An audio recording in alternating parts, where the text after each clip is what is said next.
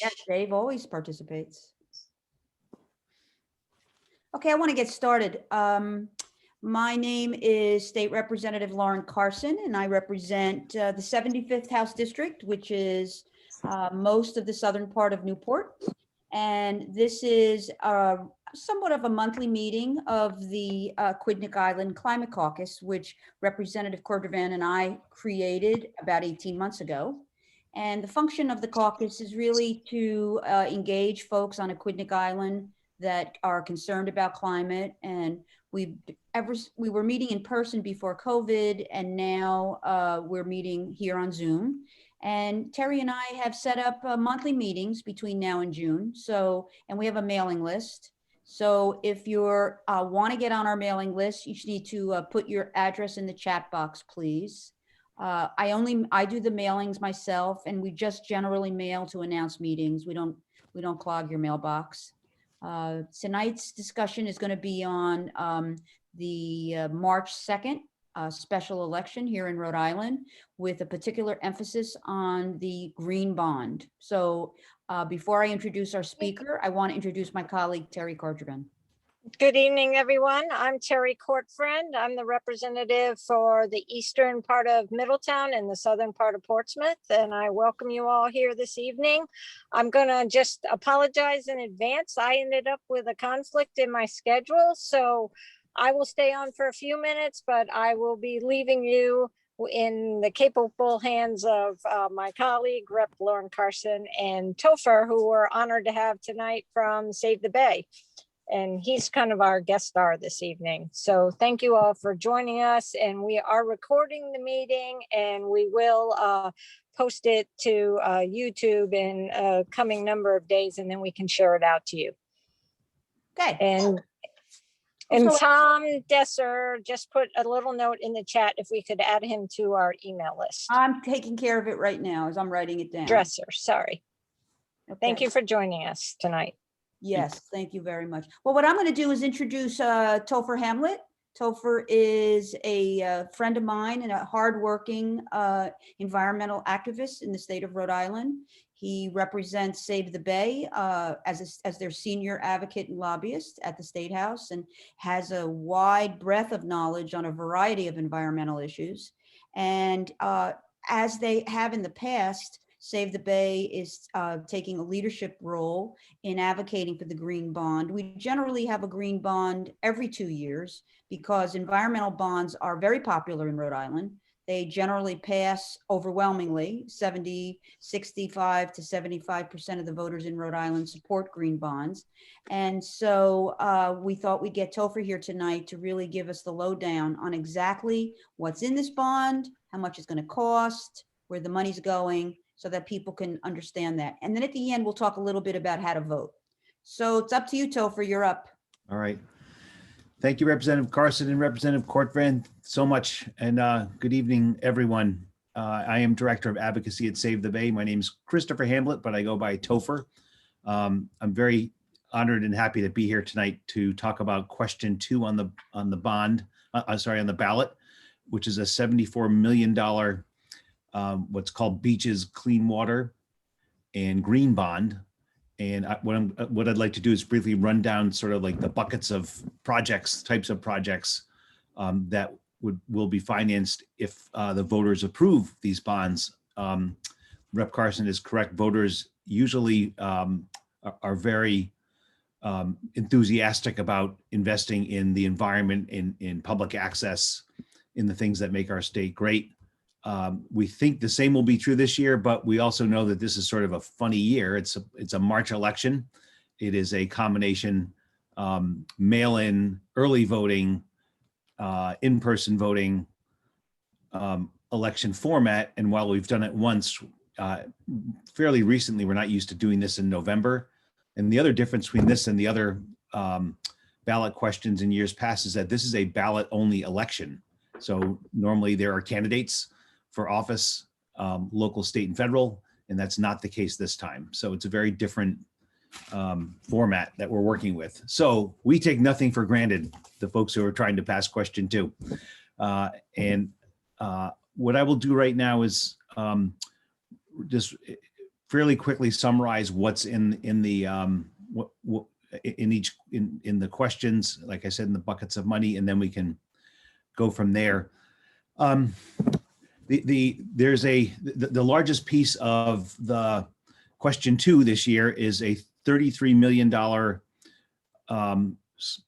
pot of money for beaches, parks, and campgrounds, and this includes some specific projects, including Breton State Park, Colt, Goddard, Scarborough, and Roger Wheeler beaches. If you've been to any of these places over the years, you might have noticed that they could use a little bit of work. They require maintenance to be viable for and enjoyable for Rhode Islanders and visitors alike. I think of these facilities at our beaches, parks, and campgrounds like a car or a house. You have to maintain it. If you don't maintain it, it breaks down, and the cost of repairing it going forward becomes more expensive over time. And I think Rhode Islanders, given our love of open spaces, of beaches, parks, campgrounds, we should have clean, well-run, well-operating facilities throughout the state, no matter where they are. So that's a $33 million piece of the $74 million bond. Like other components of the bond, the good news is that it will also put people to work, Rhode Island companies, Rhode Island workers doing the work to improve these state facilities. So it really, these facilities are quite embedded. They're part of the foundation of our economy, and the idea of having Rhode Island companies, Rhode Island workers doing the work of maintaining and upgrading our assets that are so important to us, I think is a strong selling point. Going down the list, there is a $15 million item for clean water. And what does clean water mean? That means that the facilities that treat and clean our drinking water as well as our wastewater. So I think of wastewater treatment plants, the sewage plants that are in all over the state, in Newport Harbor up to Providence, East Bay, West Bay, South Coast. Those are really the first line of defense for Narragansett Bay. If those aren't running well, then our waters are fouled with bacteria and other pollution. That's when you see closures of swimming beaches and shellfish beds, when those are not working well. Fortunately, Rhode Island has invested, and Rhode Island voters have invested millions of dollars, probably billions now over the years, over the decades, in maintaining and upgrading these facilities. One of the great components of this $15 million clean water item is that it will actually leverage another $75 million in federal money for these projects. So that's no small thing. I think if we didn't pass this bond, we'd be leaving tens of millions of dollars on the table. It also unleashes a whole bunch of private capital as well. And again, these are, upgrading, maintaining these facilities these are Rhode Island workers, Rhode Island jobs, helping to keep Rhode Island the spectacular place that it is when it comes to our environment. Same with drinking water. We need drinking water facilities to work well, purely for public health. I think Rhode Islanders over the year have shown through these various bonds how much we value clean water. I mean, who doesn't? But I would say it's something that none of us should take for granted. And I think it's great to see this included in the bond this year. The third category, I kind of lumped three of the project areas of the bond in together. And this is really think of it as urban Providence-based projects. The Woonasquatucket River Greenway, which has been a spectacular success story, led by the Woonasquatucket River Council, a Save the Bay type group in Providence. That corridor runs from downtown through Olneyville, and actually the river itself runs up into Smithfield. But that river has lots of opportunities. The Riverway, the Greenway has lots of need for improvements, new canoe and kayak launches, amenities, connecting the Woonasquatucket Greenway to the rest of the network of state bike paths and greenways and what have you. So it's the second one is the I-195 land. If you can, in your mind's eye, If you're looking up the Providence River beyond the hurricane barrier, on the left side of the river is a parcel of land that is going to stay open space, but it's going to be upgraded with utilities. There are going to be amenities there. There will be food and beverage services and such. So that land is now going to go from what is now sort of a mowed lawn to something much more vibrant that will really help revitalize downtown. And right adjacent to that parcel in the river is a area of the Providence River that needs to be dredged. 2 years ago, there was a bond passed to start the dredging of from Water Place Park down towards the hurricane barrier. That money at the time, I believe, was $7 million. It did not do enough. The dredge material that still needs to be pulled out of the river is contaminated. It needs to be disposed of properly according to the law and according to regulations. And it does need to be dredged now. The entire upper river has been silting in for years. The first part of the dredge project did a good job of cleaning that out, but more needs to be done. And again, it's another example of how you need to maintain your assets, your environmental assets. You can't just let them go. That river was allowed to silt in for decades. And now, finally, over the last couple of bond cycles, we're taking action to keep these rivers navigable and usable, and also increase the depth a little bit. So those are the Providence projects. There's a $7 million municipal resilience program with up to a 75% match from the state. The Rhode Island Infrastructure Bank and the Nature Conservancy have teamed up to help cities and towns begin to deal with climate change impacts, be it sea level rise, flooding, and the like. So there are many cities and towns in the state that have taken advantage of this program, but not all. So the funds for the Municipal Resilience Program will help cities and towns plan and implement projects to help them adapt to climate change. It's a real urgent need. No one knows it more than the folks on Aquidneck Island. You see it every day. You see your water supply at risk. You see erosion. You see sea level rise. You see flooding. It's more and more common every day. So Before you go on, Topher, let me add to that. Yes. Both the Municipal Resilience Program was initiated about 2 or 3 years ago, and it's a two-part process. The first part of the process is for the community to identify what its most immediate needs are to combat climate. And that's some of the money gets spent on that decision-making process in the community. Yes. The communities then receive money to implement a project. And I'm sharing this with you because both Portsmouth and Newport have participated in the Municipal Resilience Program. Right. Portsmouth has last year went through their community process, and they identified some areas that they want to work. Maybe Terry can speak to that. And so they're in part 2 now, which is going to be like a shovels in the ground thing. Terry, what are they doing in part 2? I believe they're addressing some stormwater issues up in Island Park. And I know there's a dam, I believe, over in Melville that needed to be repaired. And I think that is the major project, repairing that dam. And I think Middletown has some projects too, although Middletown does too. You're right. but I did, because they did it at the same time Newport. Right. They had hoped to do it together, but then we ended up splitting it up because of COVID, the workshop part. But I don't know what the Middletown projects are off the top of my head at this And point. I don't know what Newport is either. Newport and Middletown did phase 1, which is the community decision making. They did that like in the early fall, August and September. And so some of this money presumably would be spent on some of those projects here on Aquidneck Island. So that's important for folks to know. Yes, and absolutely. I think what we're talking, climate change is happening fast, and let's face it, cities and towns just aren't equipped right now to deal with it. They'd like to, but budgets are tight. The folks who work in planning and managing in the DPWs, they are overloaded with work right now. And here comes climate change, and here come the real impacts of climate change. They need some capacity.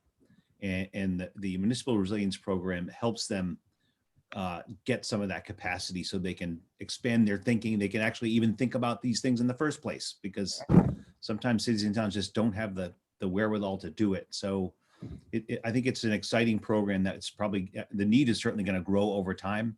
What's great about it is that at least it gets cities and towns in that mode of thinking about what climate change impacts they're seeing now, what they might see coming down the road, and how they can best deal with them. Right. It's challenging. The last piece of the pie here is $3 million for protection of forested lands and working farms.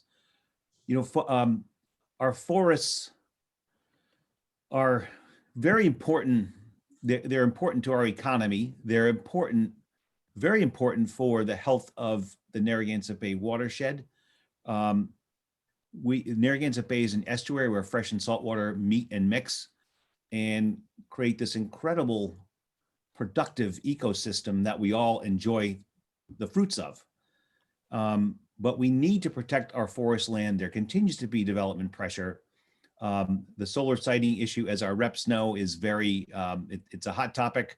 We all want renewable energy, but we want to protect our forests because they're important, not only for carbon sequestration, but also to keep rivers, streams, and wetlands functioning, keep temperatures cool in the water so life can thrive in water, so in fresh water. So protecting those lands is very important, as is protecting our working farms. So I just sort of went down a laundry list of the types of projects that would be funded by the bond. I think Rhode Islanders over the years have demonstrated their love for the environment, their love for the Bay. I'll tell you that I'm excited by what I'm seeing up at the General Assembly this year with our reps here on the Environment House and Environment Committee doing great work. It's an exciting time. It's a daunting time in terms of climate change, but it's an exciting time here in Rhode Island. The fact that we're really taking concrete steps to deal with climate change, including Representative Carson's Act on Climate bill, which we're going to talk about later. As I said at the outset, it's important that we protect, maintain, upgrade those assets that are so essential to our quality of life, to our economy, to jobs in the state. If we do that well, we will be taking care of our state well.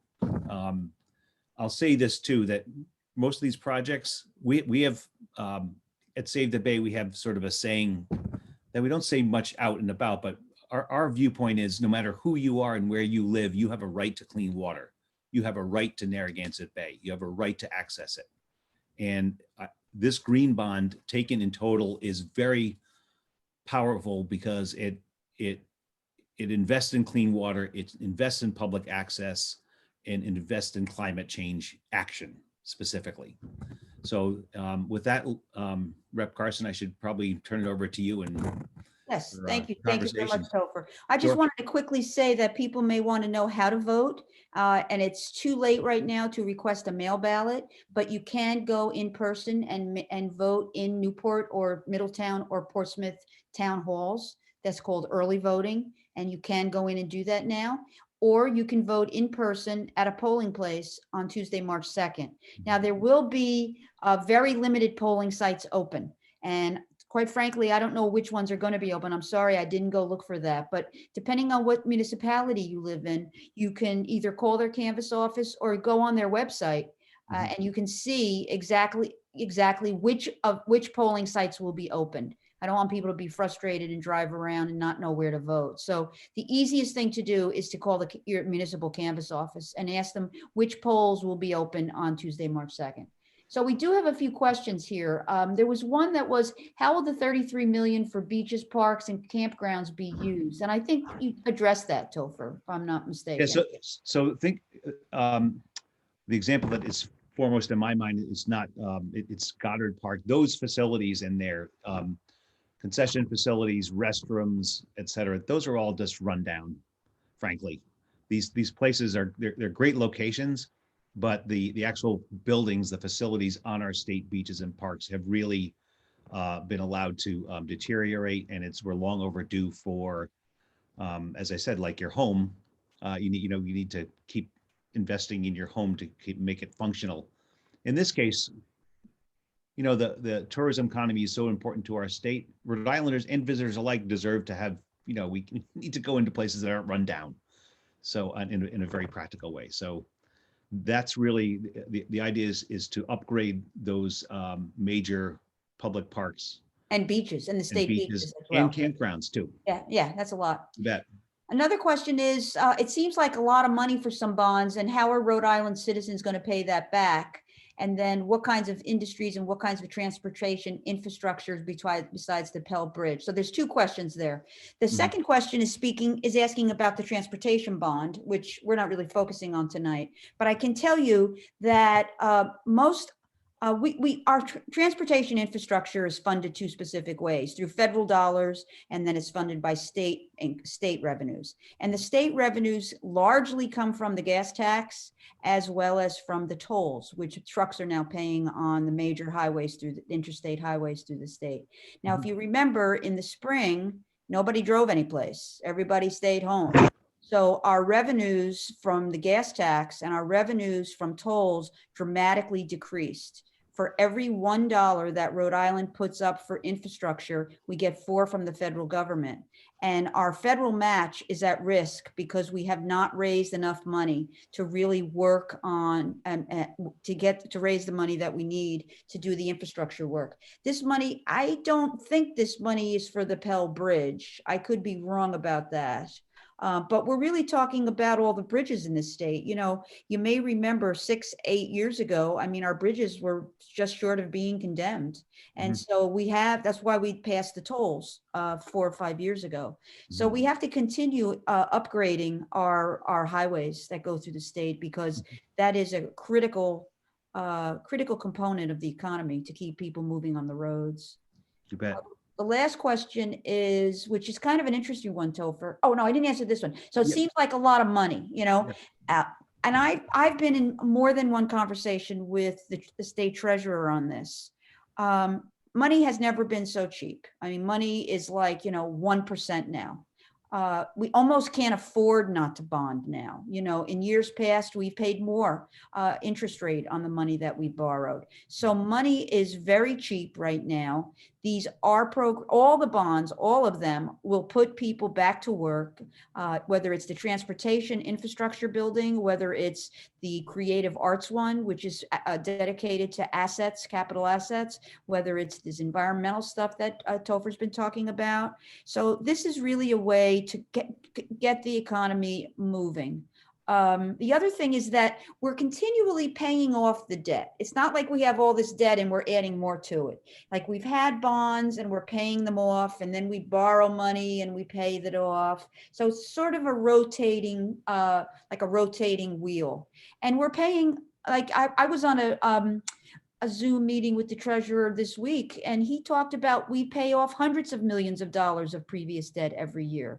And he's the man with the checkbook, and he says that we can afford to do it. So to answer that question, yes, the money's cheap. We're putting people to work.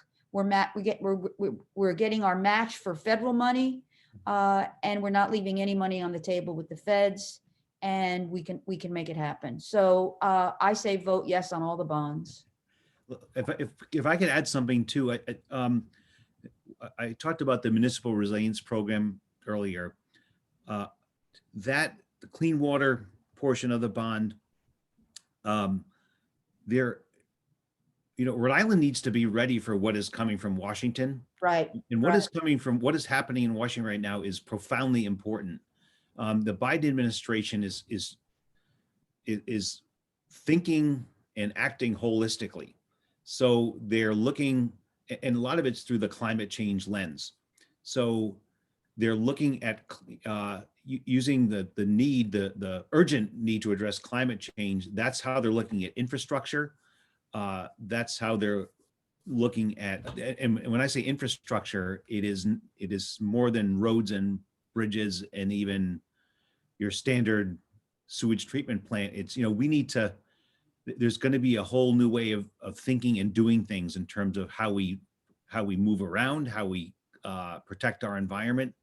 And the more Rhode Island can do things like prepare for climate change, have projects in the pipeline, the more we can leverage what I think will be some pretty significant federal dollars, at least in the next few years. And I've heard Representative Carson's probably heard this too, if you have heard Senator Whitehouse talk about that. Big changes are coming, and there's opportunity there, and we should really position ourselves to be ready for those opportunities. It's absolutely It's true. encouraging. It is. So I see we have a question from Bonnie Watson. Michael, can you let Bonnie unmute her, or? Hi, Bonnie. Hi, it's not directly on the bill, Topher, but I thought while I had all you brains on, I'd ask this. I'm paying more attention to what's happening at the city council level in Newport.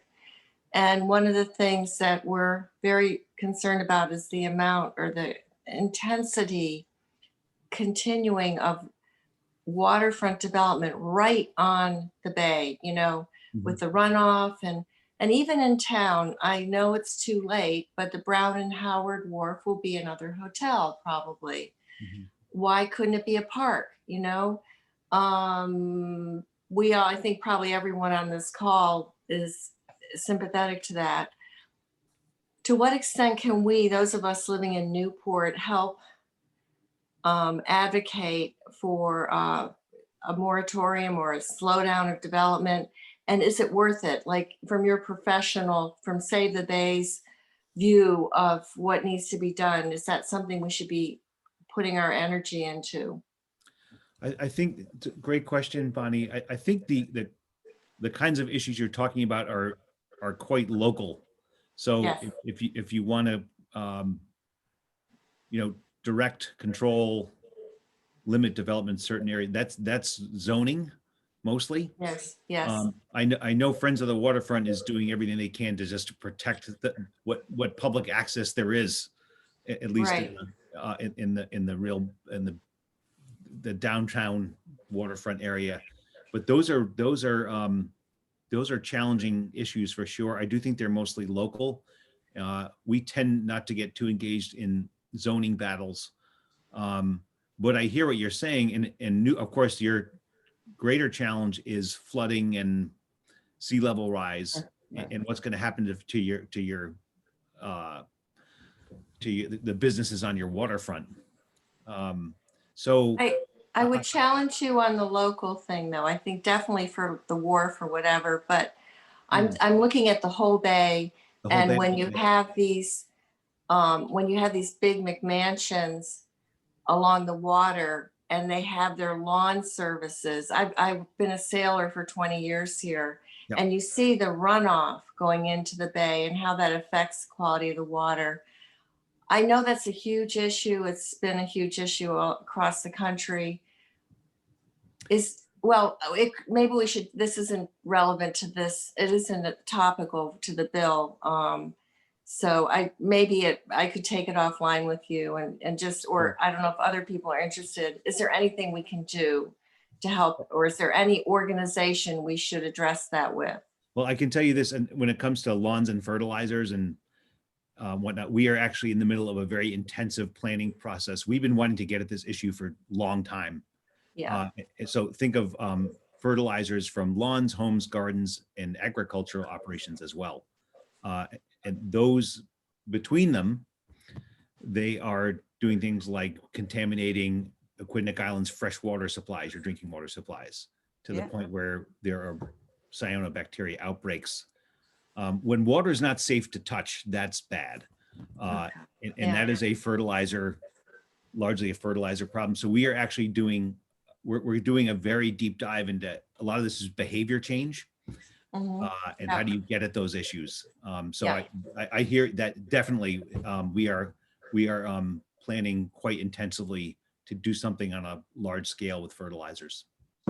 Yeah, and let me say a few things about Thank you. the development issue. And Topher's right, it is a municipal issue for zoning and planning and ultimately city and town councils. But I think there's another pressure that we're going to start seeing, and that is that banks aren't going to want to finance this stuff. I mean, that day is coming. Banks give 30-year mortgages, right? And in 30 years, there's going to be a lot more water coming up from the bay. So I think there's going to be a different kind of a pressure we're going to start to see in the next 5 to 10 years, where sea rise is just going to be a complete reality, and there's going to be increasingly less opportunity to fund those kinds of projects. I mean, I'm not necessarily saying don't advocate locally, but I think that there's other factors at play here. There are other factors for sure. We look at the sea level rise issue as it's challenging in many ways. Of course, people love to live near the water. That's also where our tax base is. Yeah, that's right. The most of it's where the property is the most valuable. That's where a lot of the degradation comes from. But with seas rising quickly, I'll just share what Save the Bay is, how we look at it. And that is, there is the human, at some point we're gonna have to start moving back from the shore. Everything that we've packed into the shoreline is vulnerable. And that there will come a point where, Lauren, you're right, it's gonna be uninsurable. Even if you can raise houses along the shore, what about water lines, electric lines, waste management, all those things? I know that like the freshwater, groundwater supplies along the South Coast, they are starting to get inundated with salt water now. And so that won't be viable drinking water. It's very complex. I know at Save the Bay, we're focused on, as the bay is changing, we want to make sure that the ecological health of the bay is maintained as best we can, number one. And number two, as shorelines are eroding, including in places like Aquidneck Island, how do we protect public access to the shore? That's a big challenge. I think the municipal resilience program that's in the bond is going to help communities address those issues. But these are big, profound issues that we're talking about. I'm glad we're talking about them because they weren't talked about too much 5 or 10 years ago even. So I do think to sort of bring it back to the bond, I do think the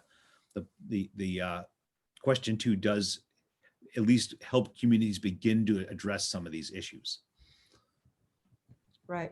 I want to spend a few minutes talking about my bill, which we've made reference to, because this is the Aquidneck Island Climate Caucus, and this bill is Act on Climate. And it is a bill that Senator Oyer, my colleague here in Newport, introduced on the Senate side. And it is, I did not introduce it in previous years, but this year it's mine. And I'm just going to read a few things and tell you what the bill is about. It uses science, transparency, equity, and accountability to ensure that Rhode Island reduces its greenhouse gas emissions to net zero by 2050. The state did pass the Resilient Rhode Island Act in 2014, but it didn't go far enough. And what this bill is really looking to do is to set absolute targets for reduction of emissions over the next 20 to 30 years. And it really will mandate that the state put a plan together to determine how exactly we're going to reduce these emissions. There'll be substantial public comments, and there'll be a metric and a dashboard that people can look at. We'll be able to track these emissions. It won't be something far away that we don't really understand how it works. It's going to be a concrete plan, and we can look at the sort of the success rate on a regular basis to what extent we're reducing these emissions. Another significant part is that there will be an ability for citizens' lawsuits to enforce this. And the bill was heard in the Senate. I'm bringing it up because to this group, because one of the things that Terry and I, in our March meeting, we're going to discuss a full range of environmental legislation. But when we planned our meetings for at least the first half of the year, because there are at least 10 other significant environmental bills that we want to share with our constituents. But this bill is up for a hearing Friday. And so that's why I'm bringing it up now. And what I'm going to do is I'm going to send around a fact sheet on this bill this week to everybody on the Aquidneck Island Climate Caucus mailing list. And you can testify testifying now on bills is actually a lot easier than it used to be. I mean, it used to be that you had to go to Providence, park the car at night, in the evening, lots of quarters in the meter, walk 2 or 3 blocks in the cold, sit in a big crowded room, wait your turn, and speak for 2 minutes and leave. But because of COVID, we have set up remote testimonies, and I am really encouraging people to testify. And I will, when I put the mailing together, which will be either tomorrow or Tuesday, it's very easy to request to testify remotely. And I really encourage you to do it. There's an email that you contact. You tell the person you want to testify remotely. You tell them what bill you want to testify on. You tell them whether you're for or against it, and you give them your phone number. And when that bill is being heard, they will call you. And you'll just say your testimony right into the phone. William, could you unmute Paul Marshall, please? Or Paul, are you there? I am here. Yeah, Paul, you testified on the bill. Was it easy on the Senate side? Super easy. Yeah. You just fill out the form and then they'll call you and it's on the phone, and then they just give you your 2 minutes and you speak and then hang up. Yeah. So I it's think Friday, Paul, at 3 o'clock. The session, the committee's meeting Friday at 3 o'clock. There are about 6 bills on the calendar for that day. So I don't know when it will be, but you don't have, they'll call you when the bill is up. If the other 5 bills are being heard, you can watch it on Capitol TV. It's always accessible and live. Or you could just wait and they'll call you when the bill is up, and they'll say, okay, you're testifying in 5 minutes, and you either read your testimony or make some remarks on the bill. So I'm going to send the fact sheet around, the bill number, and the information on how to testify. Tuesday probably will be the day I do that. And this, I should tell you all, is a pretty significant bill for the environmental community. What do you think, Topher? You got anything to add to that? I do. What's really, there are a lot of things that are different about it, but just the whole notion of having mandatory and enforceable goals, targets. That's what we need to do, because I think unless and until we do that, we're just going to keep sort of like pushing it down the road and not taking it as seriously as we need to. So this is a level of seriousness about tackling local greenhouse gas emissions that we haven't seen before. This is very important. And there's a lot of excitement about it because, as Topher alluded, and that's my testimony. The composition of the House Environment Committee is really very pro-environment. I mean, I'm there 6.5 years. This is the most environmental leaning committee I've ever seen. Terry's on it with myself. Same.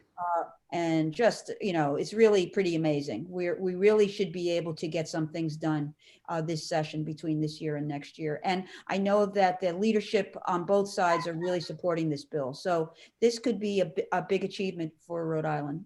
And we're moving it early. I mean, it's, we'll meet until June. It's only the almost end of February. We're moving this bill early because we think we can get it through early. That is the strategy. So anyway, and next month, I don't know the date of our next meeting. It's probably in about 4 weeks. We're going to go over a whole list of environmental bills, which includes some by Terry, some dealing with toxins, some dealing with plastics, bottle bill, plastic bags, release of balloons, on and on. So next month's discussion will be largely on the Oscar Fund, which is a big bill of Save the Bays. There's at least 10 more bills that we want to bring to everybody's attention. So that'll be next month's discussion. Mm-hmm. So are there any other questions here? Paul, you got a question? Well, I was just going to say about your bill and about Dawn's bill is that where it really sets up, where people need to realize is that all our surrounding states have already implemented some of these strategies. And so it's a regional focus. And even though I think your timeline is about 5 years later than Massachusetts, it still puts us in the ballpark of being like an economically viable state. So this helps with jobs. It's data driven, it helps with jobs, and it's something that if we want to stay relevant within the region, it's a necessary bill to be implemented. Yeah, absolutely right. You're absolutely right. And I'll add to what Paul said too, going back to the Biden administration, this is the kind of thing they want that they want to see happen. And I think the more we get with the program, the better off we'll be in terms of getting federal support for all the different things we want to do, both for climate, for greenhouse gas, for mitigation, and for adaptation to climate change as well, both. Without a doubt. Yeah. Without a doubt. So are there any other questions here? So don't forget and vote a week from Tuesday. If anybody wants to contact me, my email is laurenhcarson@gmail.com. If you want to talk about anything related to environmental bills or other efforts that I'm working on. Terry's not on this call. She had to attend a dinner tonight, but I can certainly put you in touch with Terry. And we will be live next month discussing all the other bills that are before the Rhode Island legislature this session. So get out and vote. And if you're inclined, please send some testimony along. I know you're going to testify, Paul. I was expecting you to. So I'll send you some stuff about how to do it. Okay. So everybody have a wonderful evening. And Topher, thank you very, very much. Thank you, Representative Carson. Thank you, everyone. Vote yes on 2. If you love the Okay. Bay, vote yes on 2. Thank you. Thank you.